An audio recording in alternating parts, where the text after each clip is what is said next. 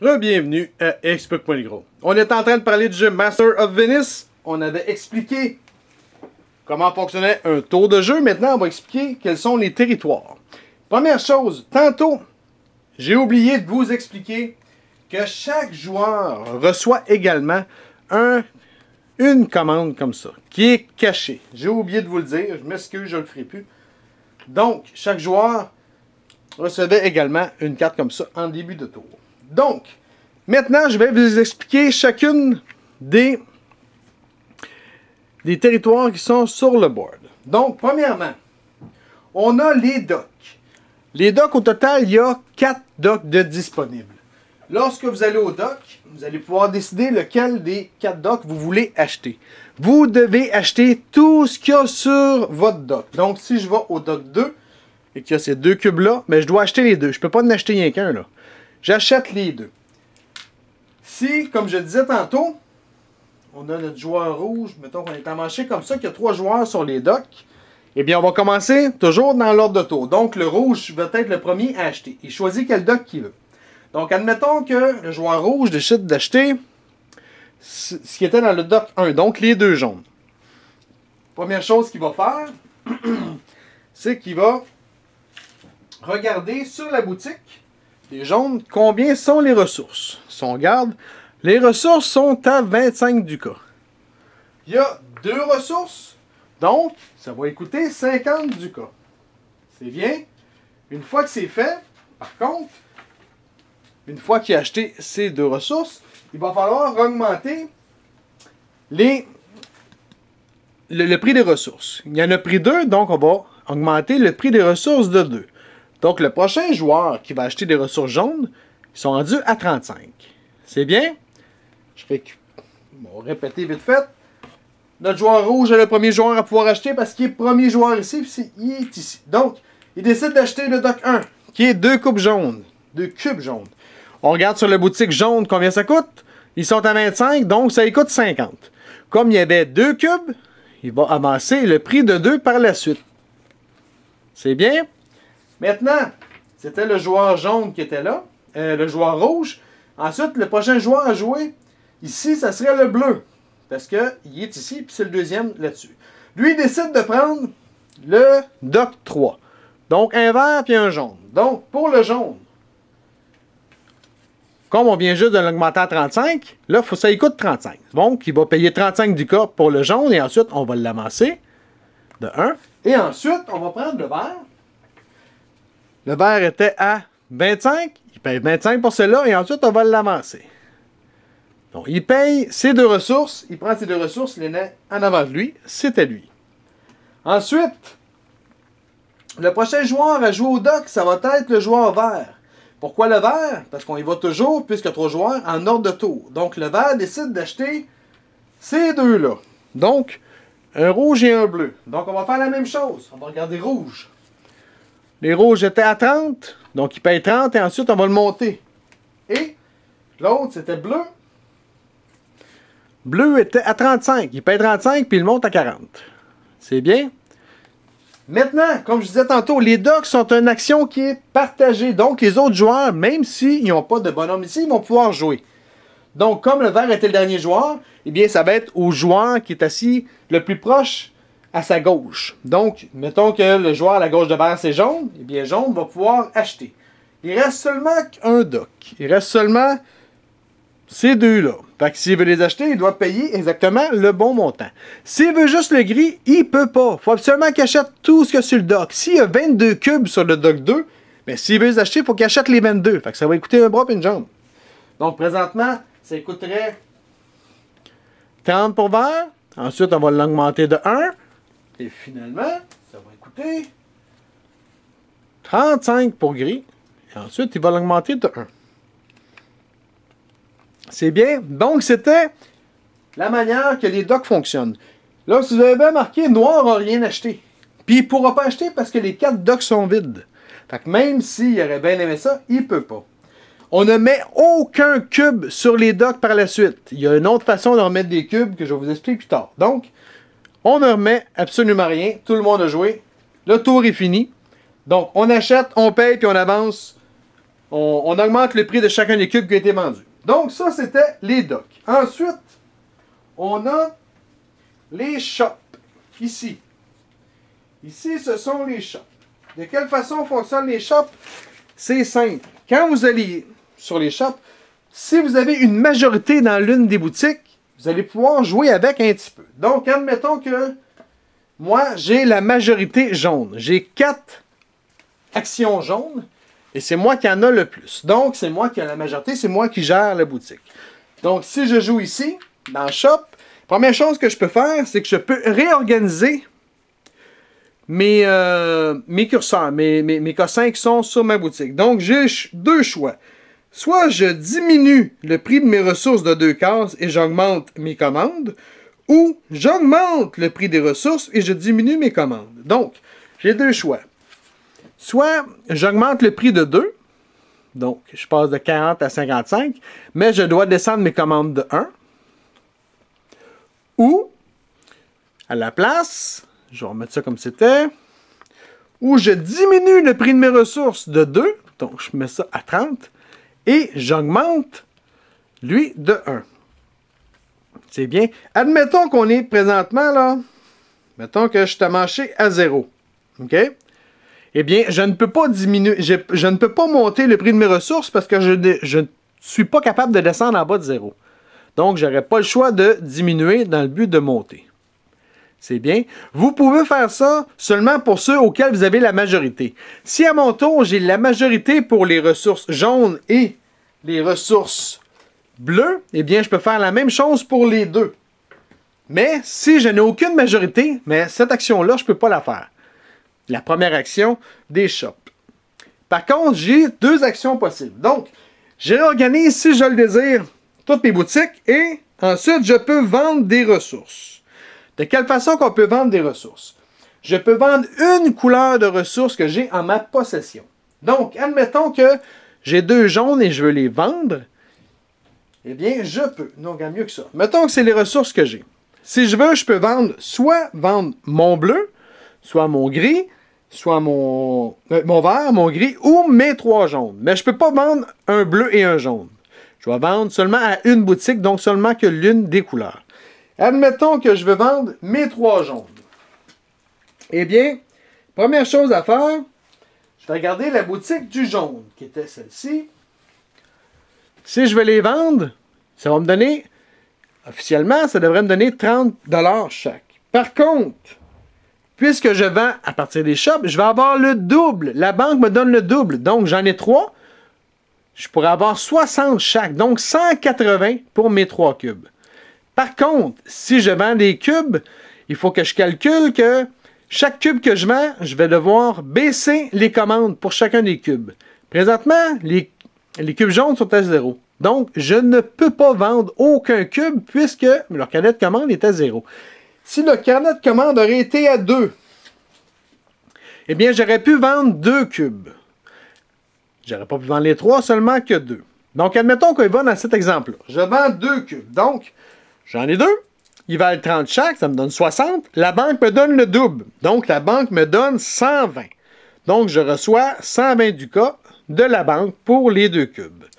Une fois que ça c'est fait, une fois que j'ai vendu mes cubes, on va réorganiser la boutique. Donc, j'ai 2 cubes, ce qui veut dire que le prix va monter de 2 parce que j'en ai vendu 2.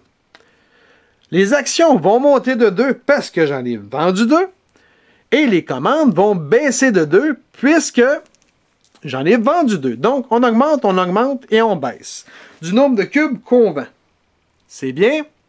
Maintenant, comme je vous disais, je peux seulement vendre pour l'une des couleurs. Donc, je peux seulement vendre pour les jaunes. OK, ça c'est fait. Je suis bien content, j'ai reçu de l'argent.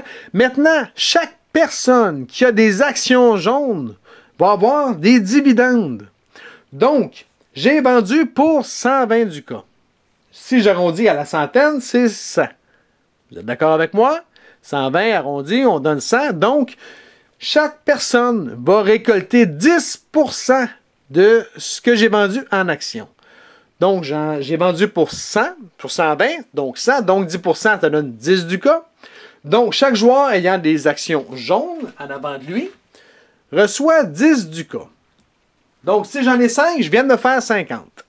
Si l'autre joueur en face de moi en avait 3, il vient de se faire 30, etc. C'est bien? Vous me suivez? Donc, admettons que, comme c'était une action partagée, donc jaune a vendu ce qu'il voulait, mettons qu'ensuite c'était bleu. Bleu décide, lui, qu'il veut vendre du bois. J'en ai-tu des bois? Bon. Là, ce qui m'aide pas, c'est que je suis daltonien, fait que j'ai de la misère à différencier là, les couleurs. Ah, tiens, je pense que c'est lui. Bon. Il décide de vendre du bois. Donc, s'il veut vendre du bois, le bois, présentement, que ça, il est à 35. Donc, il va vendre pour le double. Donc, il va vendre pour 70 du cas. Il va prendre l'argent. Malheureusement, ou heureusement, le bois, il n'y a pas d'action. Donc, on ne peut pas rien baisser. Par contre, on ne peut pas rien baisser pour ce qui est des actions et des commandes. Mais, on peut quand même le monter de 1, puisqu'il vient de le vendre. Donc, le prix de la ressource va monter de 1. C'est bien. Ensuite, on fait ça pour chaque joueur. Admettons qu'on tombe sur le joueur rouge. Lui, il a des gris, puis il veut vendre des gris. Donc, les gris valent 40. Il n'y en a rien qu'un.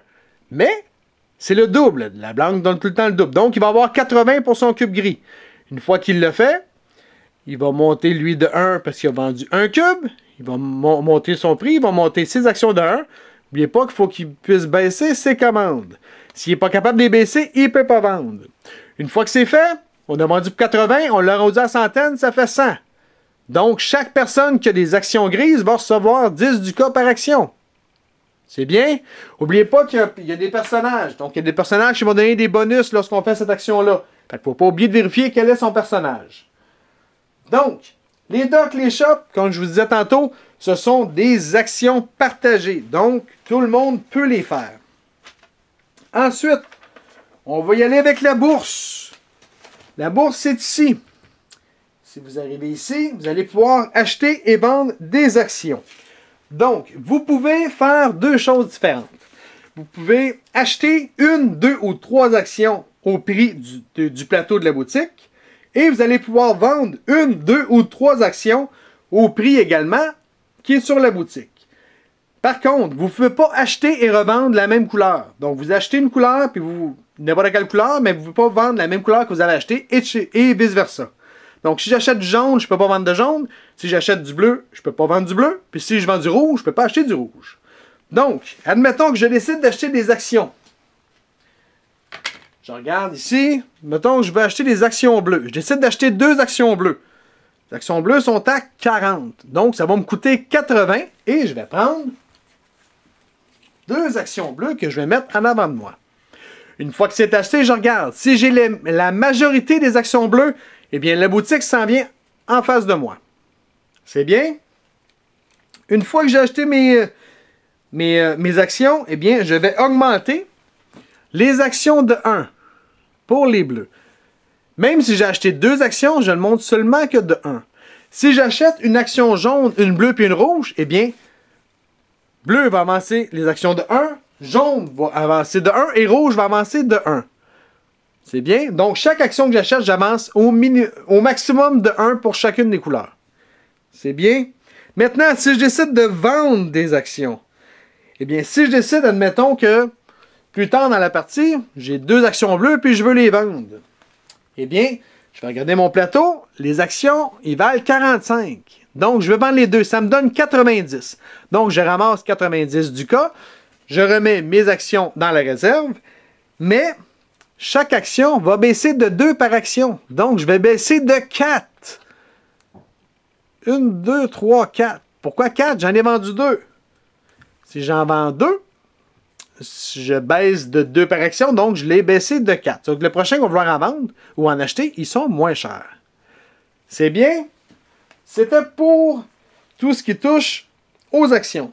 Donc, si je vais ici, je peux acheter ou vendre. Je récapitule vite fait, là. Si j'achète du rouge, je ne peux pas vendre du rouge. Si j'achète du jaune, je ne peux pas vendre du jaune. Puis si je vends du vert, je ne peux pas acheter du vert. Ben, je peux faire vente ou acheter dans l'ordre que je veux. Ce que j'achète, chaque couleur que j'achète, je vais monter les actions de 1. Même si j'achète 3 actions vertes, je monte seulement les actions de 1 sur le tableau. Par contre, si je vends les actions, je vais les baisser de 2 par action sur la traque de prix d'action. C'est bien. Donc, on a expliqué les docks, les shops, stock market, il reste les guildes. Ces 4 actions-là sont des actions qui sont partagées. Donc, tout le monde va pouvoir les faire. Les guildes, c'est simple. Vous avez 2 actions possibles. Vous avez 2 actions à faire sur 2 actions possibles. Vous pouvez en faire rien qu'une si vous voulez. Vous pouvez faire 2 fois la même, c'est comme vous voulez. Ce que vous pouvez faire, vous pouvez piger des cartes de guilde. Des cartes de guilde comme ça. Vous pouvez en piger une. Si vous voulez, vous pouvez même en piger 2. Ça fait 2 actions, votre tour est fini. Vous pouvez décider d'en piger une et d'en faire une, ou vous pouvez décider d'en faire 2.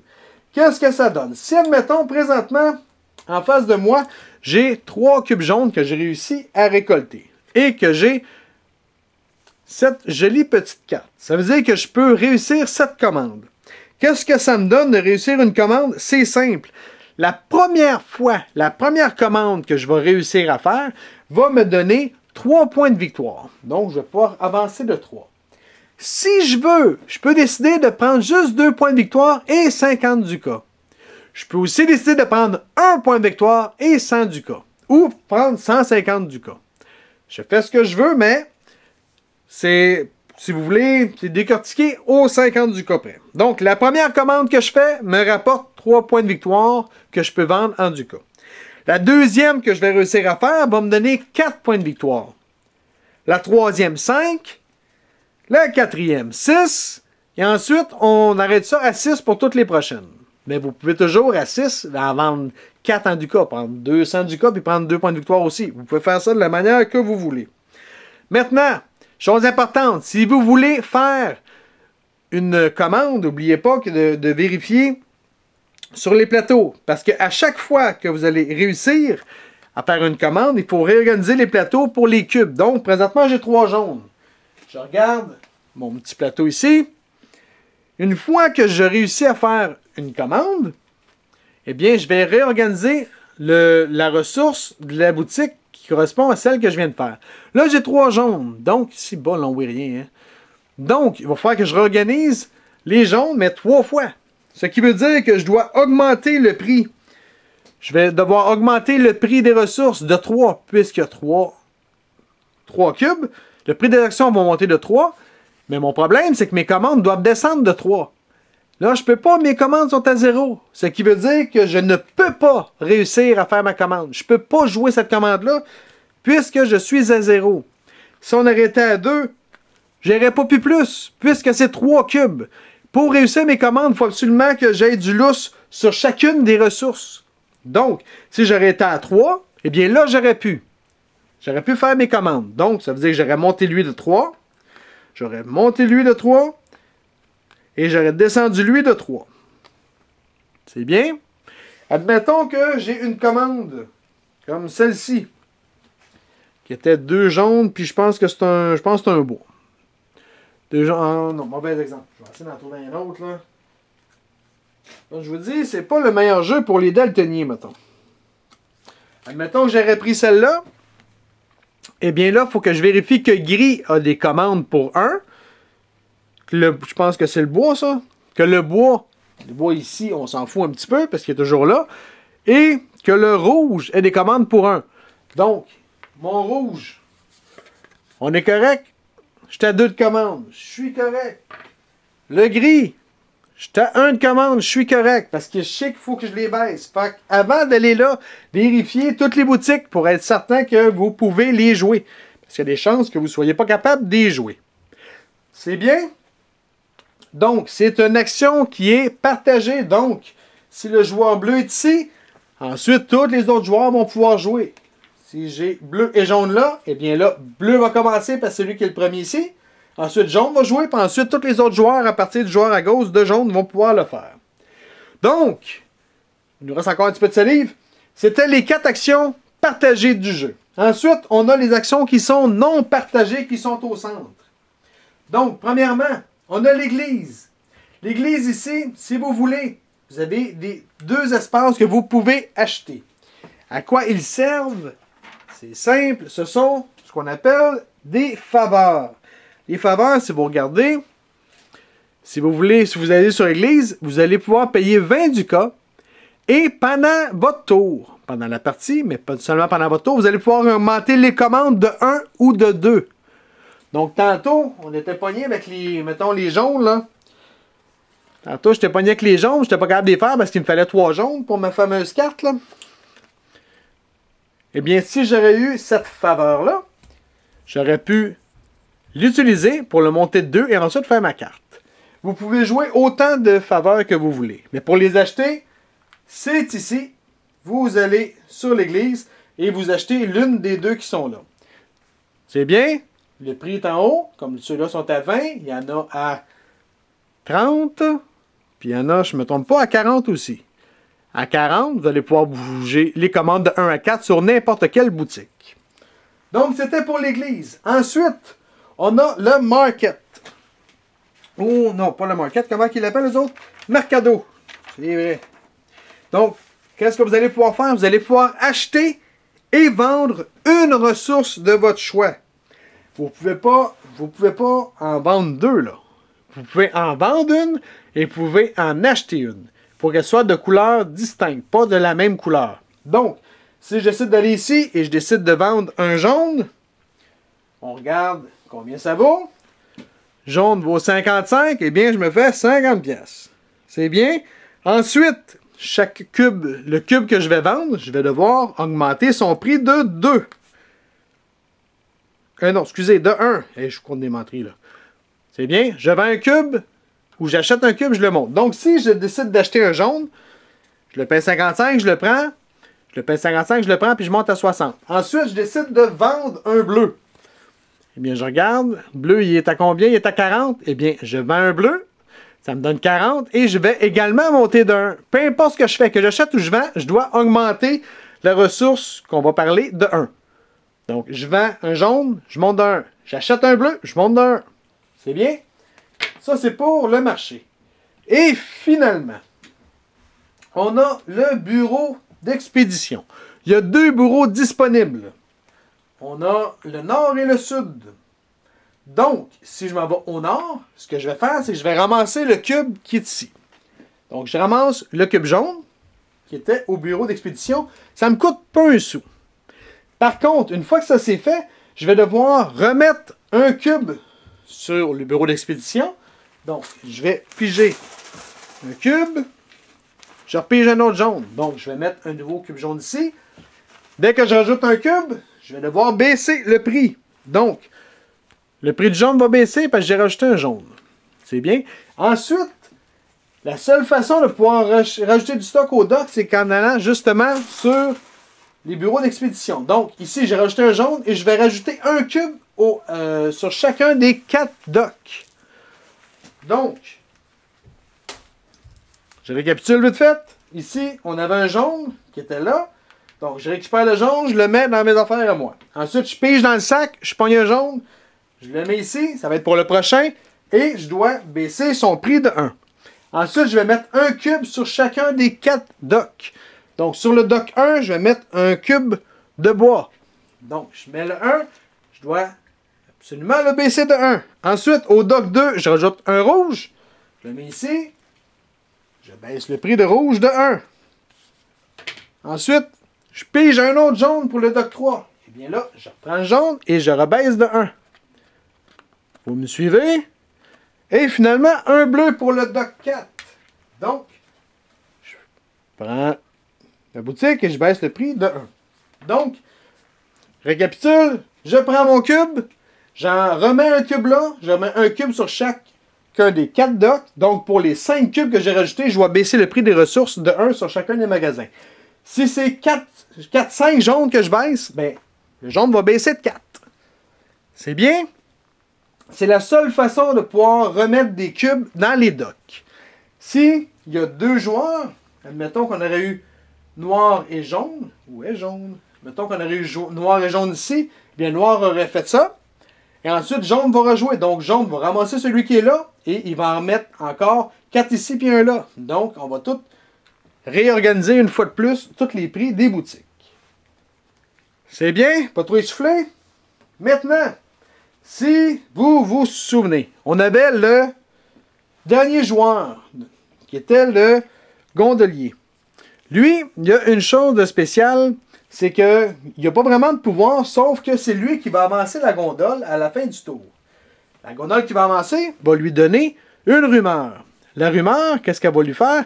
C'est que chacune des rumeurs représente un dessin qui est relié à une ressource. Ça veut dire qu'à son tour, s'il veut, pour les ressources vertes, il va pouvoir augmenter ou descendre ce qu'il veut.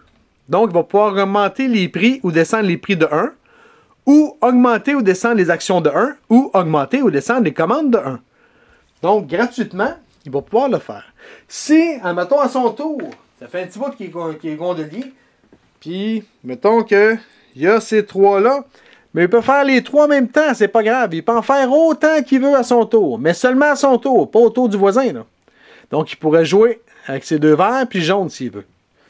C'est bien? Donc, c'est à ça que servent les rumeurs. Maintenant, quand est-ce que la game va s'achever, Baptiste?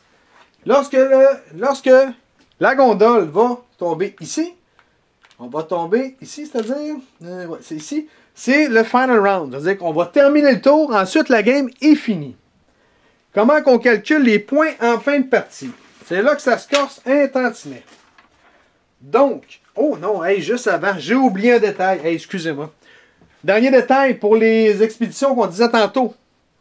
Si vous regardez, on avait des actions pour chacune des boutiques, mais on a également des actions pour les bureaux d'expédition.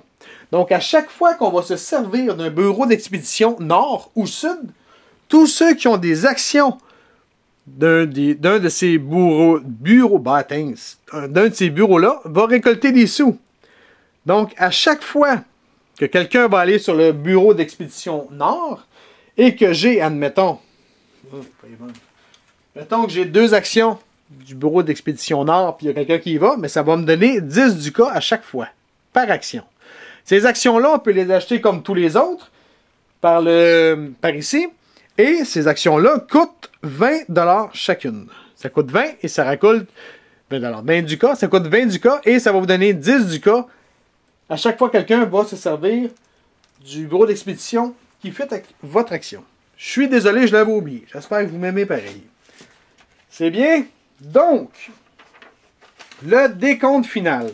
Première chose à faire pour le décompte final, tous les cubes qui vous restent, eh bien, vous allez être taxé dessus. Donc, s'il me reste tout ça de cubes en fin de partie, eh bien, je vais regarder combien valent les cubes jaunes. Les cubes jaunes valent présentement 50. Eh bien, ça va m'en coûter 25. La moitié de son coût. Donc, je regarde les rouges. J'ai 2 cubes rouges. Je regarde combien ils valent. Cubes rouges valent 30. Eh bien, ça va me coûter 30 au total. 15 chaque. Donc, je dois rembourser chacune de mes ressources comme ça en fin de partie. Ensuite, chaque joueur va perdre 2 points de victoire pour chaque carte de commande qu'il n'a pas réussi à faire. Fait que si tu as 4 commandes que tu n'as pas fait, eh bien, tu viens de perdre 8 points. C'est bien? Ensuite, on va additionner la valeur de toutes nos actions. Donc, admettons que j'ai pour 685 d'actions. 685, on va arrondir à la centaine près. Donc, 185, c'est comme j'en avais pour 700. Et ça va me donner 1 point de victoire par tranche de 100. Donc, j'ai 685 en valeur d'action. C'est comme j'avais 700. Donc, je vais avoir 7 points de victoire en fin de partie. Ensuite, on va faire la même chose avec l'argent. On calcule l'argent qu'on a. J'ai 625 du cas. Donc, j'arrondis à la centaine, ça me donne 600. Donc, je vais faire 6 points de victoire en fin de partie. C'est bien? Vous avez réussi à me suivre? Je sais que c'est pas évident. Maintenant, je vais vous parler de 2 petites choses vite faites. Admettons que pendant la partie, vous avez l'action rouge est à 95 et tombe à 100. Eh bien là, ça ne marche pas. Si les actions tombent à 100, chaque joueur qui a des actions rouges va recevoir 1 point de victoire. Par contre, l'action va retomber à la moitié de sa valeur, donc à 50. Donc, dès qu'une action atteint 100, on le réduit de moitié et chaque joueur qui a une action reçoit une action. C'est ça. Chaque joueur qui a des actions de cette boutique-là va recevoir un point de victoire par action. J'ai 6 actions, je fais 6 points. J'en ai 3, j'en fais 3 points. Peu importe. C'est bien. Maintenant, pour ce qui est de l'argent, si, mettons que mes ressources rouges tombent à 100, mais une fois que tout le monde va être payé ou vendu ou quoi que ce soit, eh bien, elle va retomber à 40, tout simplement. C'est bien. Donc, c'est à peu près ça. Je vais vous faire un récapitulatif de 3 secondes et quart. Ça marche bien, bien rapide. Première chose à faire, on fait les enchères. Les enchères, on va choisir qui sont les... Qui va être les joueurs. Donc, chaque joueur va bêter combien qu'il veut mettre. Et ensuite, celui qui a mis le plus va être le premier joueur. Celui qui a mis le moins tombe automatiquement gondolier. Hey, j'ai oublié, soit dit en passant, le gondolier a un petit jeton comme ça. Ce qui est pratique avec ce petit carton-là, ça veut dire qu'une fois... Si on voit donc rien, bâtard. On va finir par le voir. Yeah. Ah ouais, sois gentil. Ah d'accord. Cela, quand vous allez vous en servir, c'est que vous stoppez le jeu et vous jouez tout de suite. Fait qu'au lieu d'attendre d'être dernier, une fois pendant le tour que vous allez être gondolier comme par profession, donc mettons que c'est ici, une fois pendant ce temps-là, je vais pouvoir m'en servir et stopper le jeu et je joue tout de suite. Donc, admettons que je suis vert et qu'on est présentement au bureau d'expédition. Puis moi, non, moi, yo mon piton vert. Okay, moi, je vais faire les docks avant, puis j'ai pas le goût d'attendre, mais je pourrais décider de, moi je stoppe, je fais mon action, puis après ça, vous ferez votre. Mais seulement qu'une fois. Une fois que vous le faites, vous le tournez avec un X, puis il n'y a personne qui peut s'en servir jusqu'à temps que le personnage change de bord. Donc, désolé, je recommence. Première chose à faire, c'est les enchères. Tout le monde bête avec le petit disque ici. Celui qui a mis le plus, il est premier joueur, etc.